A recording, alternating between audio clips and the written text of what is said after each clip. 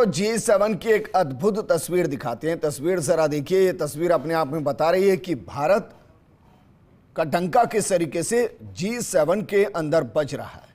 प्रधानमंत्री मोदी की पोजीशन ये बहुत कुछ बयां कर रही है। सेंटर ऑफ अट्रैक्शन, इसे कहिए दुनिया का केंद्र बिंदु। आप इसे ये भी कह सकते हैं कि फिलहाल हर कोई उम्मीद की नजर से भारत की तरफ देख रहा है, क्योंकि G7 देशों के सामने भी एक बड़ी चुनौती है।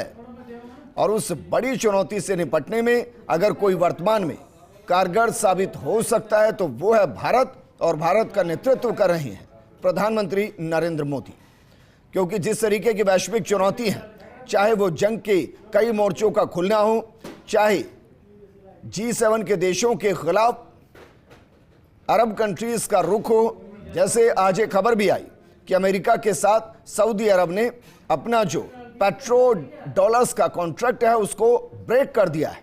और ये अमेरिका के लिए बड़ी चुनौती है। और अमेरिका G7 का सदस्य है, और इससे G7 के बाकी देशों के सामने वो स्थिति कहीं दोबारा से उत्पन्न ना हो जाए जिसकी वजह से G7 का उदय हुआ, जन्म हुआ।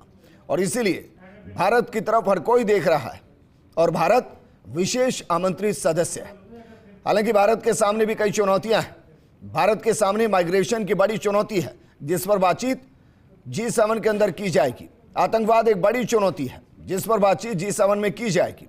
इसके अलावा अगर बात करें तो चीन का विस्तार जो लगातार अरब सागर, हिंद महासागर, प्रशांत महासागर में बढ़ रहा है, वो सिर्फ भारत के लिए नहीं बल्कि इन G7 कंट्रीज के लिए भी बड़ी चुनौती है। और उसमें भी एक भारत की प्रमुख भूमिका रहेगी, क्योंकि एशिया से सिर्फ भारत को ही बुलाया गया है।